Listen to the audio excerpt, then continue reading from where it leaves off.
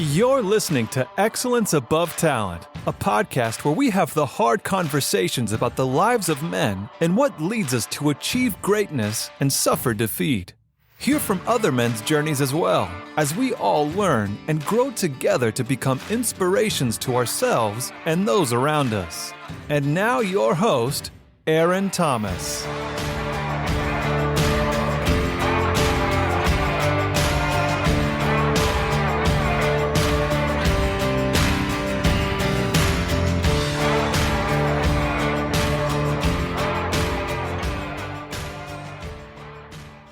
Hello, my beautiful people. This is Aaron with Excellence Above Talent.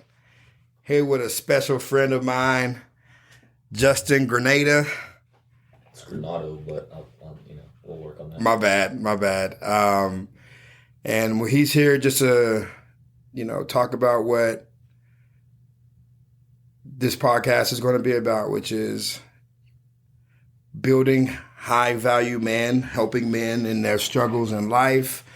Talking about, the mental struggles that we as men have. So, Justin. Yes, sir. Tell us a little bit about yourself. What do you want to know? Everything. Justin Granado. I am 35 years young. 35? Damn. 35. Beautiful skin. I was born and raised here in Odessa, Texas. I have there's a couple sisters, a nephew and 3 nieces. Mom lived in San Antonio, but born and raised here. Went to Odessa High. OHS is the best? Graduated from there in 2004, and then I went on to UTB and graduated from there. My bachelor's degree is science kinesiology, and then now I am running a CrossFit gym in town, CrossFit 432. Been doing that. We've been open for going on. This is our 10th year being open, and before that I was personal training. I still do that on the side, but that's pretty much me. In the nutshell? Yeah. Gotcha. Awesome, man. Me and Justin went to school. Middle school. I used to bully him back in the day. It's false. It's the other way around.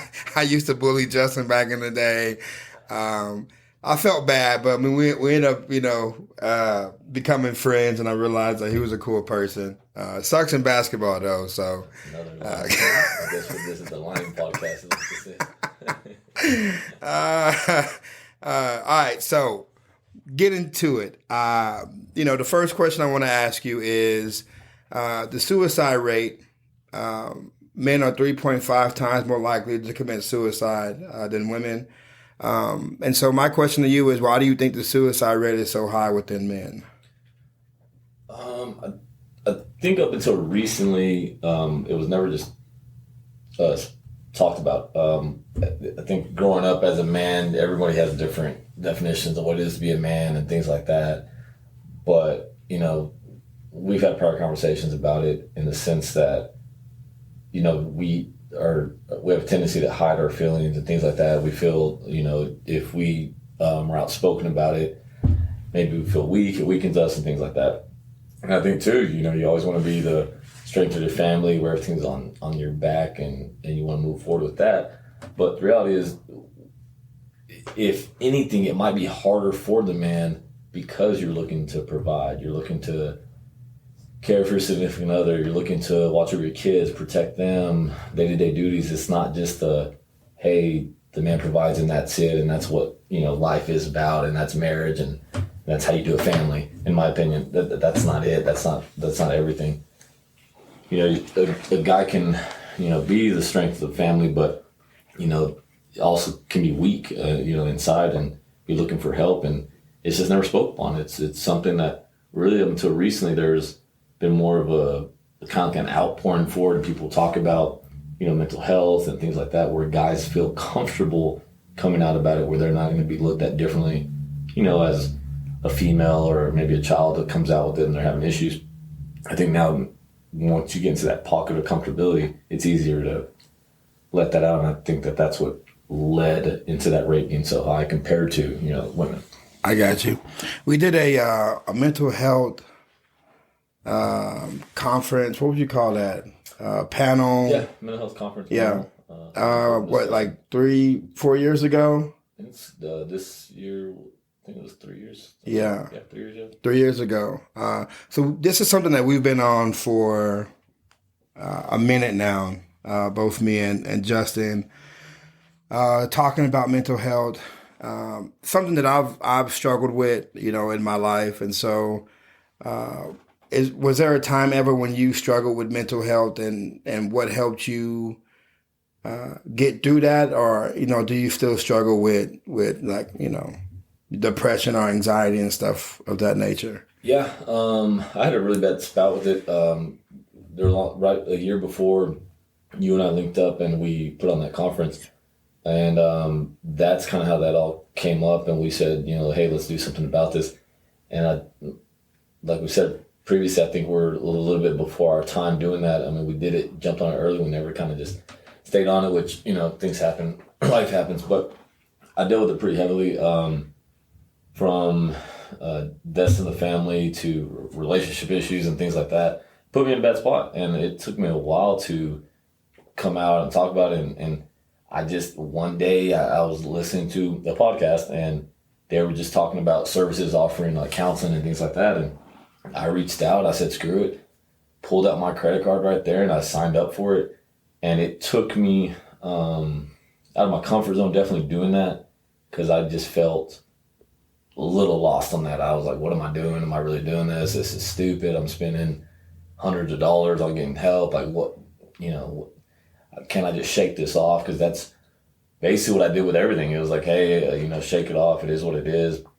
But I was in a pretty bad spot. And once I signed up for it, man, it was such a relief when you got the daily help and things like that. And it took you out of your comfort zone to be open to speaking about things. And then that's when I believe we linked up.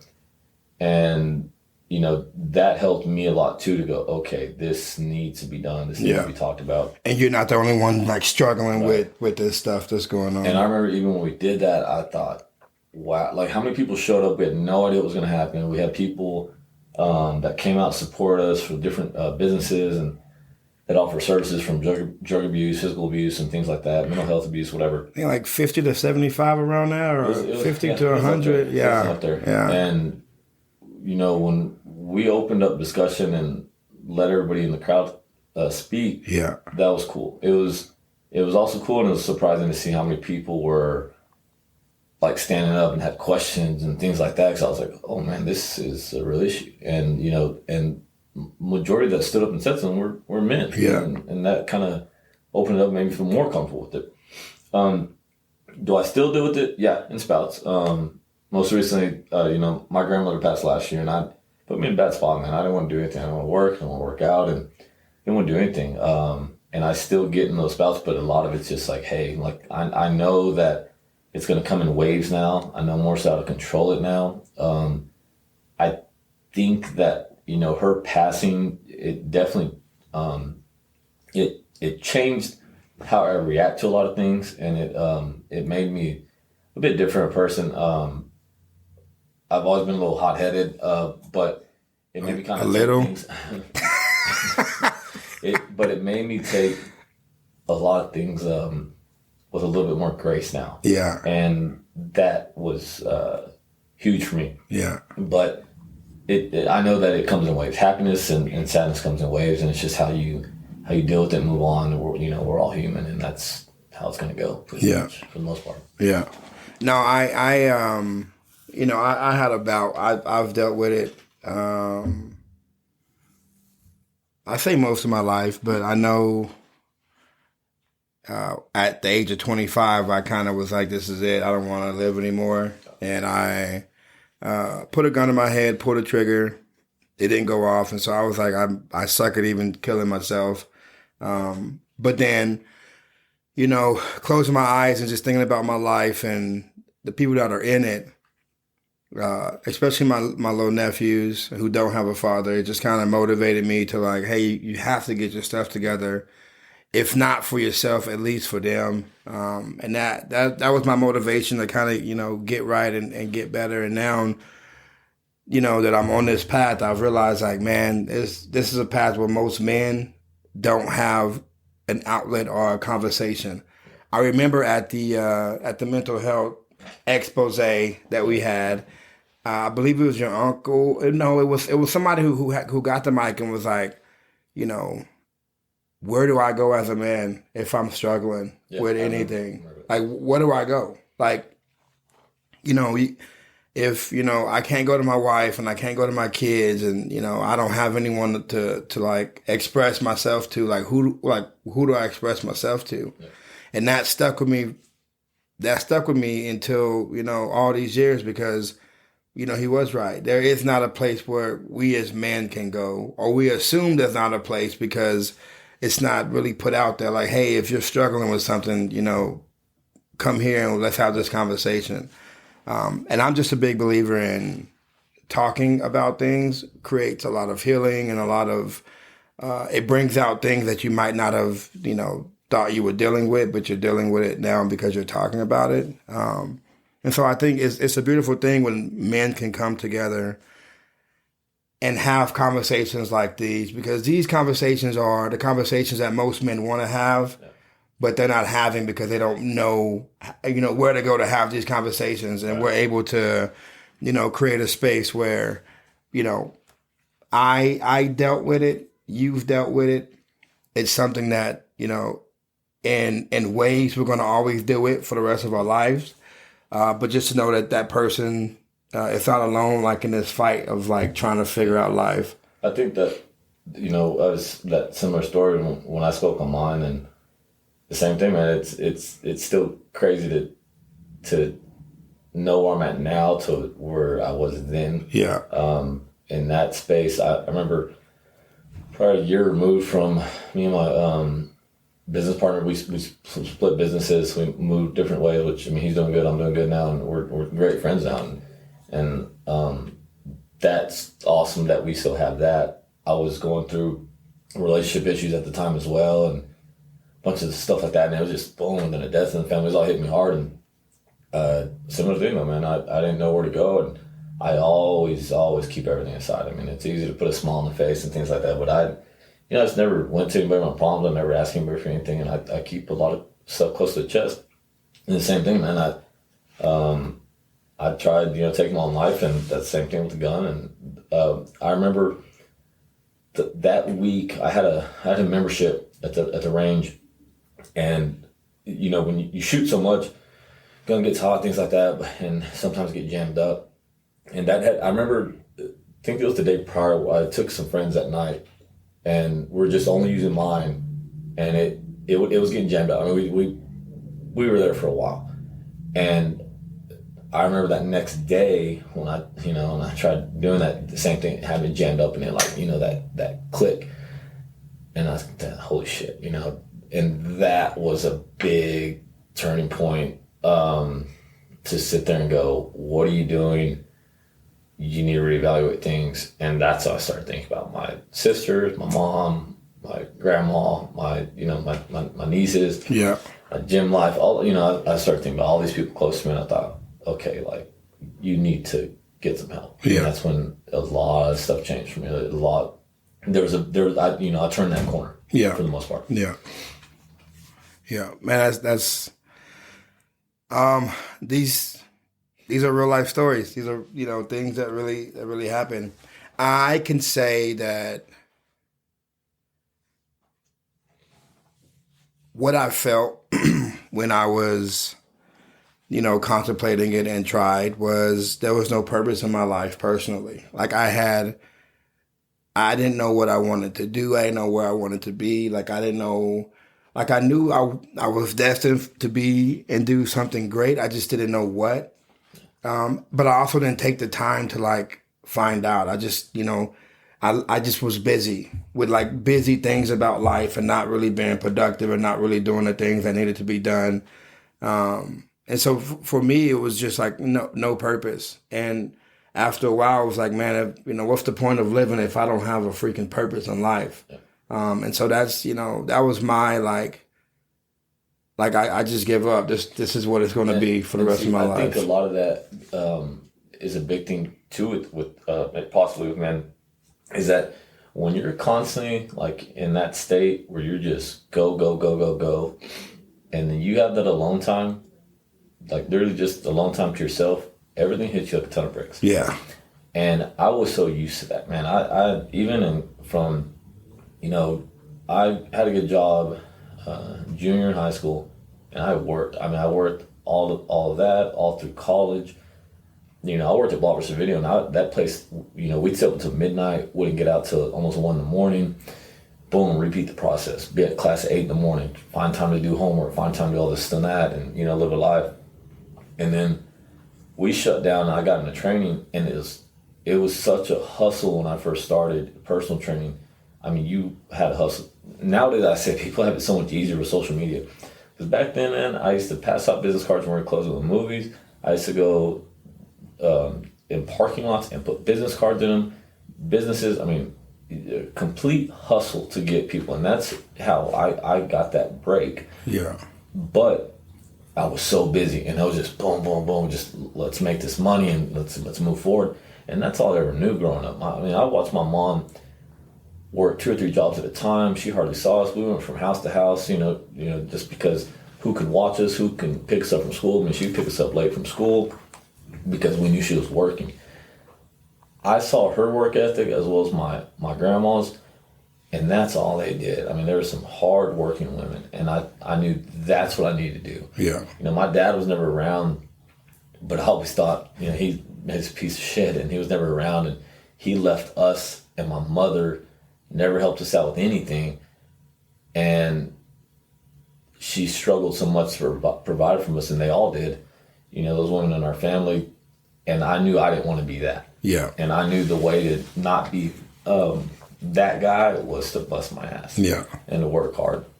So when you're constantly moving, how those pieces and doing what we do and, you know, running the gym and training and things like that, it's not just as working out all day long and people think that it's just, oh, you get a gym, you get all this free time, you get to work out all day. No. I mean, you're up super early, you're staying super late, from sunrise to sunset, and not only that, but you're there, man, and you're dealing with rooms of people, you're dealing with people one-on-one, coming up with workouts, but you end up being a lot of people's counsel. Yeah. And you have so many different personalities in a room, and you have to figure out how from person to person, you literally have to treat each individual different. For sure. And you have to be quick with it. You have to just boom, boom, boom, knock it out, because you may not like something that the next person likes, and you're just going and going and going.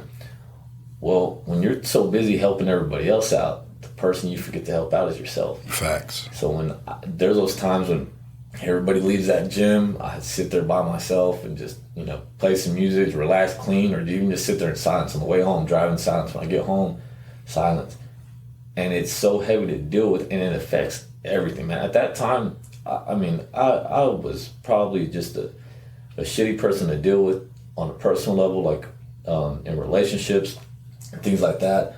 I probably wasn't just this pleasant person to be around, but man, I was dealing with a lot. It was very heavy on my heart, on my mind. And with men, you know, if they work so much, whether it's oil field or whatever, I mean, whatever you do, you spend so much time working, and then we get home, you have these high expectations that you try to meet. Man, it's heavy. And yeah. When you get that alone time, you sit there and kind of go, damn, what am I doing with myself? Yeah. And I think that is very heavy, and that doesn't get talked about a lot either. I mean, how much goes into just doing that? Because when you're looking at like the breadwinner in your family to do for them, that's a lot. It's heavy. It's a sink or swim thing. Yeah, pretty much. And I can also see there's an issue because now women are more creative and trying to make money for the family. And so the guys who have been breadwinners for their family the whole entire time, and they feel like that's who they need to be in life, you know, are now kind of getting pushed aside. And so that also creates a level of like not knowing what I need to do as a man because for my whole life. And I think that's another issue for, you know, men's whole life. I don't know if I said that right, but we'll just go with it. For, you know, how I grew up, it was be a provider. And that was it. But they're like, I am more than just a provider for family. I am a guy who, likes to work out. I'm a guy who, likes to talk to people. I'm a guy who likes to do a lot of different things. But for the most part, I always felt like I have to be a provider. Yeah. And whatever it took to provide for my family, that's what I had to do. And yeah, it kind of, when you do sit down and you start thinking, you realize, like, I don't even know who I am as a person. Yeah. And like, I work so much to where I don't even question anything anymore. And see, I think that is such a big deal.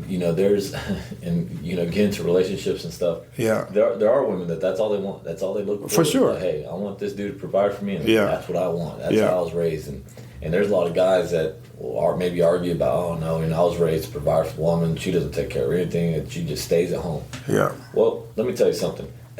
One or two things are going to happen. That man's going to get so worn down at the end of the day, he grows old and withered, and he never got to experience life. Never got to live a little, never got to enjoy his family. All he enjoyed was some dinner at the table and let's start all over again, and that's it. It's never really deep dived into from the woman's standpoint. Or that woman's going to get tired of that and nobody's there at home and she's just staring at and she gets bored. Yeah. And on to the next person or whatever, Yeah. And that's sad. In my opinion, I don't think that's how it should be. And it's just that becomes a revolving door and that somewhere, I think, growing up, we kind of are lately, maybe that's changed over a little bit where, a woman's not afraid to do for her own. I mean, if she has to, she has to, and she works. I mean, she provides for herself, and there's a bunch of cool things that you can do. I mean, you just have to put in the work. Yeah, that's all it is. I also think it's balance, man. The balance of, the man and balance of the woman, as far as like if he's working, there has to be that balance. If they're both working, there has to be that balance because someone feels like they're getting more work put on them than the other, then that can create a lot of chaos and madness. All I know is, in doing the work, I thought I was a good person.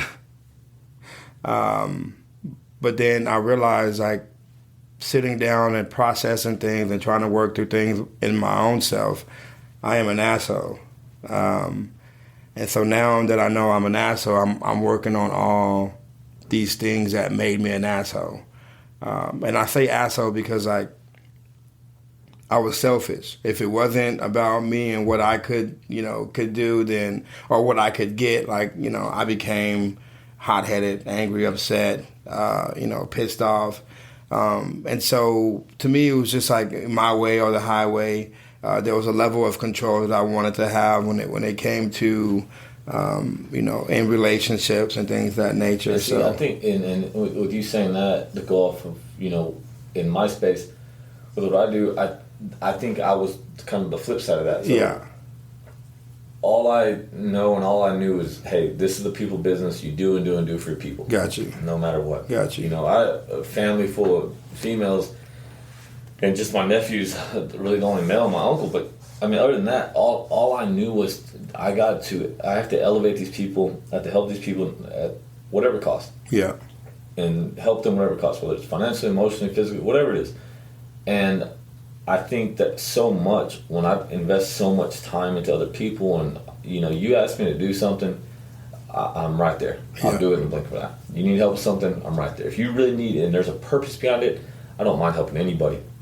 And those little things like that, even whether it's big or small, and I think a lot of it, when you get into that space of doing it so much, it's not necessarily that I'm expecting anything back.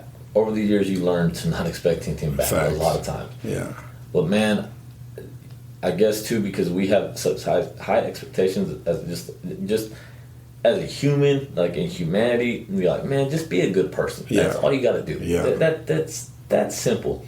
These little things can life changes from day to day, but it's not that hard just to be a good person, and do what you're supposed to do. And so, and I would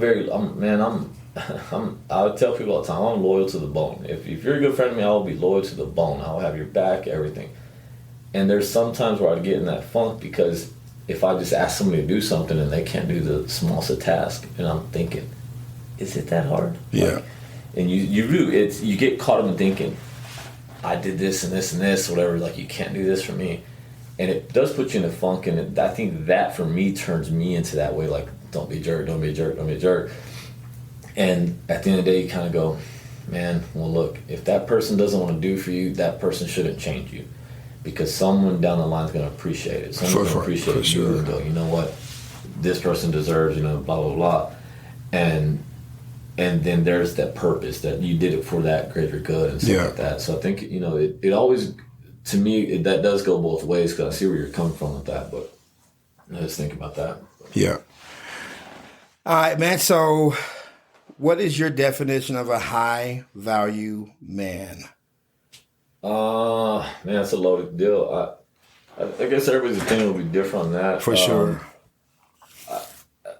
I mean, because it can go so many facets. I mean, I don't have like a family and things like that, but I think mostly I just take care of my responsibilities. I have my expectations of what I have and what I try to meet every day, and that's just to help, others, really. I mean, it's nothing too crazy, too extensive, but when I see an individual, it's gotten better for me to, like, I can see it. Like, if someone's struggling or someone needs something, just to go, hey, are you all right? Are you okay? We get a lot. It was a running joke for a while at the gym, but it always drove me crazy when people come up and they go, are you mad?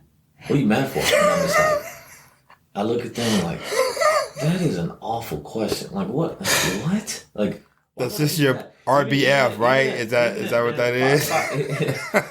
Even at 5 a.m., people come up, what are you mad for? What? It's 5 a.m. Why would I be mad at 5 a.m.? Like, it blows my mind. Yeah.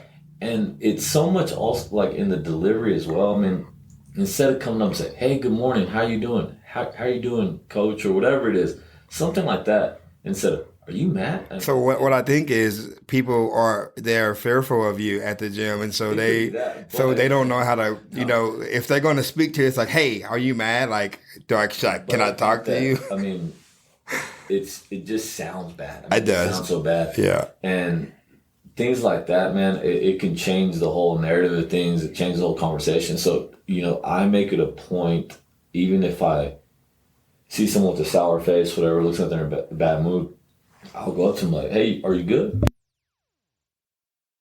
Oh, yeah. All right. Just checking. And just kind of just, create conversation in that way. And you'll find by using certain words, using a different delivery, man, it can make that conversation change so much. And change the narrative so much with people. And that goes with anything. Any conversation, if you're at the store or whatever, it changes a lot of that stuff. And I don't really have, that's what I look for, just from being me and my responsibilities. As long as I take care of my daily stuff and make sure people are in good spots and make someone just be 1% better, I'm fine with that. I'm fine with that. As long as, those in my circle are good, then I'm happy with that. And that to me is, for me, it's being a man. It's taking care of my responsibilities as a man and things like that. Yeah. So essentially what I heard is, taking care of your responsibilities, learning how to communicate. Don't talk to me. Yeah. Don't talk to him at 5 a.m. So responsibilities, learn how to communicate, and knowing your why. Because I think you said something that helped me understand, like, there's a purpose as to why you do what you do. So knowing your why, being responsible for the things that you are supposed to be responsible for, and, learn how to communicate in a way to where both people get, there's a benefit of both people having that conversation with each other. Yeah, because going back to that, knowing your why can help you out so much as well. A lot of people don't know, let's say, the pocket they should be in. Do I know quite a bit of things? Yeah, okay. But do I know that my pocket is probably like fitness and helping people? Yes. If you're going to ask me to go teach someone how to dance or whatever, that's probably not my pocket. I mean, there's other people for that. I can 100% concur with that. That's not your pocket. If you find yours, I mean, man, expose it. Be good at it. There's nothing wrong with that. If you find that pocket, dude, there's no better feeling than that, because you can then reach so many other people and just teach somebody, you know, based off of those things, you know, and you'll learn something from it as well. Like I tell people all the time, even, you know, in the fitness world, you know, we don't have to do anything. Yeah. You don't have to do any of this stuff. You know, we're allowed to, we get to, we're very privileged to do that stuff. There's a lot of people that don't have what we have, or even have the opportunity to have that. That's why when you have these opportunities in front of you, man, you go after it and you just kill it. Because there's no greater feeling than that. Yeah. And a lot of people are not as privileged as us, and we should be thankful for that. Yeah, for sure. All right, man, we're about to wrap up. So I got one more question. And the question is, do you think society cares about the issues that men deal with? Oh, man, I think it's getting better. Asked me that 3 years ago, it's like, hell no. It's getting way better. I think that's a question that back, you know, like I said, 3 years ago, 2 or 3 years ago, that would get laughed at. Yeah. I remember even after we did our mental health conference, there was a girl on Facebook that had posted something about, I don't know how people get in depression and blah, blah. Like, you just get over it. I don't think depression's real, this and that. And I was like, man, I wanted to call on her so bad. I was like, no, just chill on the Twitter fingers. I'm just going to let it go. And then I think a little bit after that, she went through a hard spot, had a death in the family. You saw that completely changed her. Completely different person. She was then going through it. And then I remember seeing a post about how she can't get out of this funk and blah, blah. And I thought, man, it is just like that your life can change. 100%. That fast. Yeah. When you don't think that it can hit you, it comes out of nowhere. I mean, you're talking, you know, a death can happen and your life changes just like that. Yeah. When someone's close to you, it changes everything. Yeah. And you're in a way different spot than what you were before. You know, when you're grieving, oh man, I'll tell you what, especially when someone real close, you know, the death I had a family about in 2016 was my great grandmother. Me and her were very, very close. That hit me hard. I mean, it hit me hard. But losing my grandma last year, I have never, ever, ever felt a pain like that. Yeah. And that, like, oh man, it smoked me. It floored me. I still go through that. I still grieve from that. Everybody grieves differently. Yeah. But man, that put me in such a rut, and everybody's different with that, and everybody deals with it differently. And that's what she was going through. And I thought, man, I know exactly what she's going through now. And it's very hard. So, you know, when you think that this stuff isn't real, it takes one thing. Yeah. It takes one, you know, if you're living, you know, on an island somewhere, it takes one hurricane to ruin everybody's life. For sure. A tornado, you know, crazy thing, a death in the family, whatever, a car crash. I mean, and just like that, your life is changing. Just like that, your viewpoints change on what people deal with. And I think a lot of people need to realize that and come face to face with it.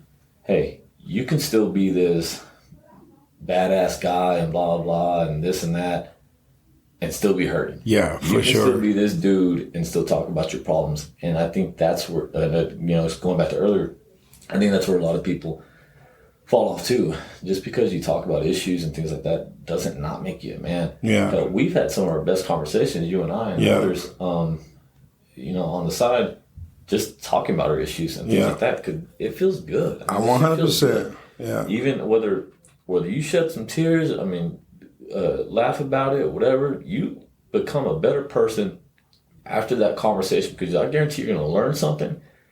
And if you don't learn something, you at least got something off your chest. Yeah. And you at least know you made a connection with somebody to go, man, I can actually talk to this dude about it. I could talk to this person about it. That's like my safe place. Yeah. And a lot of people need that. And there's something you could gain from that. And that's a big, big thing that people really have to grasp onto, understand, and know that, hey, this can be for everybody. Yeah. You just have to make the time and do it. You have to make the time open up a little bit. Yeah. Yeah. Man, I'm a big believer in, you know, society says if you if you speak or express your feelings, then you're a weak man. And I would beg to differ. Like, what would make someone weak? Someone who doesn't know how to express himself or his feelings, and every time he gets mad and angry, he fucks up everything that's around him in his life? Or a man who's able to sit back and have a conversation with someone and say, hey, I'm going through this right now, and I just need either someone to hear me out or to talk with me to help me through this process. Yeah. If you weigh both of them, the one who's able to talk and express himself is way more strong. 100%. It takes so much more courage to have this conversation versus just to sit back and like not say anything and just be like, well, I'm just going to deal with it. I mean, again, going back, if you would ask me 5 years ago, do this, hell no. Yeah. I would never did. I would never did it. I'm like, nope. I'm not letting people know anything about me. Yeah. I like my little bubble, and I'm fine with that. I like these little four walls I'm in, and that's it. But yeah, man, even, when I used to just do that and keep everything to myself, literally just to myself in my head, and I would just rack, these situations up. At the time, I didn't know it. I thought I was like, I don't know what you'd call it, Mr. Badass for not talking about it. But years later now, I look back at it, it was breaking me down. Yeah, for sure. Breaking me down. I was a weaker person. Now, dude, if I have thoughts in my head, I literally, in my phone, I pull up the notes app and I just type out my thoughts. Just type it out. Instead of going and posting every little thing on Facebook, I type out my feelings. And it's a lot more self-talk than anything. I feel personally attacked by that, though. No, because not everybody does. Okay, I was like, wait a minute. How you talking about? Anything's wrong with that. I still do that from time to time. I got you. I think that we have a way to touch on certain things to the masses and things like that. But there's a lot of things that are different that I just don't talk about on social media. Got you. And it's more self-talk stuff. I'll type it out. I'll read it several times, and I just erase it. Got you. I have my moment with that, with that piece of whatever I'm saying, and then I erase it. And that has helped me so damn much. I couldn't even put my finger on it. Like, it has helped me a ton doing stuff like that. Yeah. There's even times where I get my phone, I'll even record, like if I'm feeling something, I'll even pick it up, turn on the voice recorder, I'll record all my feelings, how I'm feeling at that time. I'll play it back a little bit later that day. I delete it. And it just, man, that clears my head so much, and it gets it off my chest. Yeah. Because it's still you're still getting whatever is in your head somewhere. You're putting it somewhere. Out of your head somewhere. Got you. You're putting it onto something. And when that gets out of your system, I think it makes you so much better as a person. And it's just breath of fresh air to do that. And it really does. And like you were saying, and I'd say that to say there's nothing wrong with posting stuff on social media, like how you're feeling, things like that, especially if you have such a reach to people, because there's likely someone out there that's feeling what you're feeling. 100%. And I even thought that recently, the 1 year anniversary of my grandmother passing, I typed out a bunch of stuff, like I said, on my notes, and I erased it, and then I thought, you know what, and I typed out something completely different. And I was fighting back and forth with posting on social media. I really was. And I said, why not? I'm going to post it. Boom. So send it, post it. I got more than a handful of messages in my inbox, aside from comments that are, visible to the public, that people straight up said, hey, I went to that same thing that you did. I went to that 2 years ago. Mm-hmm. I'm just going to that right now. I lost my mom. And I was, that floored me. I wasn't expecting that. Yeah. I got text messages on the side. People, thanks for doing that. I appreciate that. I need to read that. If you're getting that positive feedback, man, you're doing something. You're holding your part. And I think a lot of people can do that if you're coming from the right space doing that.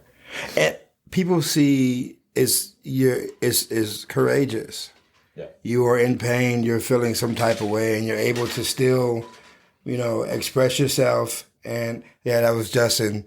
That was Justin drinking protein on the podcast because he's a fitness guy. So I mean, what else? Why else wouldn't he do it, right? Gains. No, but I mean, like I said, it's courage. Yeah. And I think people are drawn to courageous people people who are willing to, get out there, out of their comfort zone, and show a little bit of what's going on the inside with them. Because again, we are all going through something. There's not no one in this world that is not going through something crazy. Yeah. Like there is, depression and anxiety and sadness, and it fluctuates every single day. And going back to there's people like me, they're going through stuff like that. There's single mothers out there that are struggling to make ends meet. Yeah. There's people that have gone through a grieving process, all sorts of stuff, man. Every little thing. And I think that like I said with the social media thing, I said that earlier. If you're in a good spot with it, don't try to portray something on social media that's fake. Yeah. And that's not something you're really feeling. Yeah. Or really living. Because then you're going to be caught up, man, in that whole whirlwind of trying to live up to that image. And I think, too, if you post these feelings that you're really not feeling, they're not true, you're going to end up, I think, making yourself even more sad because you're seeing that. You're like, damn, is that me? And that, this whole back and forth. And I think you're going to do more damage than you're good. Yeah. But, I mean, it has its ups and downs, of course, social media does. But, utilize it in the way it works best for you. And that's, that's a real you. And that's when, that was our name of our deal we had. It was Let's Get Real. And it was a kind of no holds barred thing. And we just we were very real with it. And I think that's a pocket that a lot of people need to get into. Of keeping it real?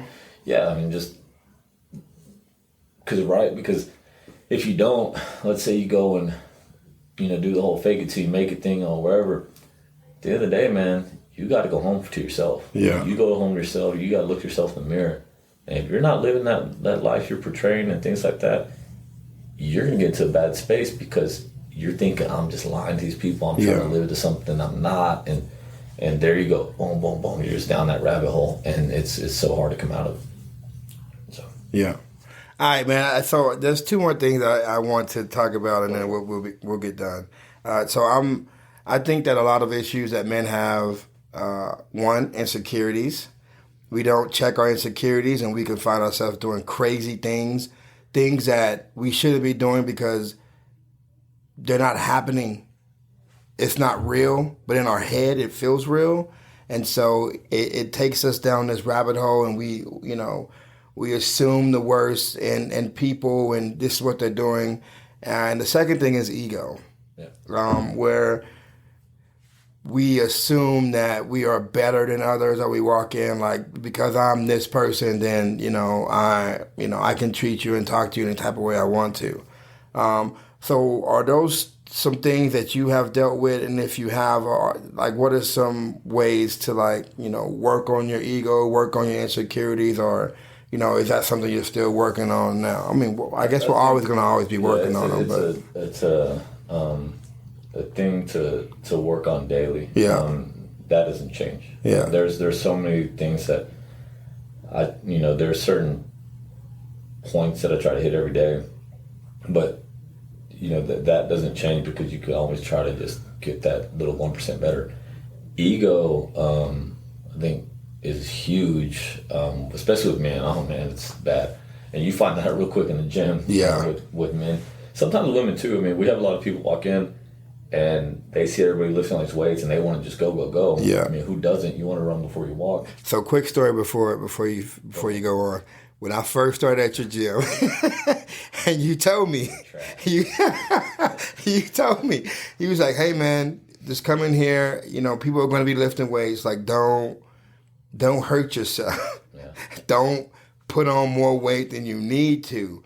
And I go in, and I think it was, Pilar and Vic, and I'm seeing all these dudes lift these massive amount of weight, and I'm like, oh man, my ego gets involved. I can 100. Man, I made myself look foolish probably the first 2 months because I was trying to do too much because I wanted to keep up, and I didn't want no one to think he's a weak dude. Just like that. And then I realized, man, Aaron, Do it right. You realize.